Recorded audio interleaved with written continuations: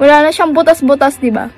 Ayun o, wala na siyang butas-butas mga mare ko. Gusto ko lang i-share sa inyo itong original na to mga mare ko. Alam niyo kung bakit ito yung ginagamit ko for 7 days na. 7 days na, tapos tignan mo naman ang face ko mga mare ko. Ito sobrang dami dati niya ang mga butas-butas, yung mga maliliit na butas-butas. Ayun, wala na siya ngayon mga mare ko. Plus, eto, may mga natira pang ganyan. May mga natira pang maliliit na ganito. Pero lumiit na talaga siya dati. Talaga sobrang laki niyan mga mare ko. Natuyo na rin yung mga tigawat ko dito dahil sa bangs ko dati kaya ako nagkatigawat. Plus, etong dito na nga rin mga mare ko. Ito dark talaga yan mga mare ko. Ngayon nag-lighten na siya mga mare ko. Trust the process nga lang talaga.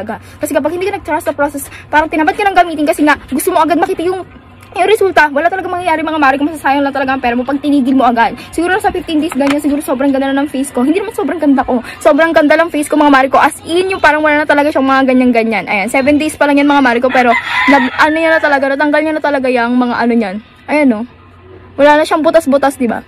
Ayun o, wala na siyang butas-butas mga mare ko. Nasaray niya talaga girl. Kaya kung ako kasi umorder ka na kasi meron na rin siyang kasama na itong scoop mga mare ko. Sobrang hygienic plus. Ganito pa lang yung nababawas ko. Sobrang tipid talaga niya mga mare ko. Kasi kahit konti lang ilagay mo sa face mo, eh hindi talaga siya mga mare ko agad-agad mauubos. Kaya ilalagay ko na lang yung link dito sa ilalim ng video para hindi ka na rin mahirapan maghanap kasi may mga fake talaga na itong mga mare ko. Okay? Kaya umorder ka na kung gusto mo rin matanggal yung mga ganyan-ganyan mo dyan.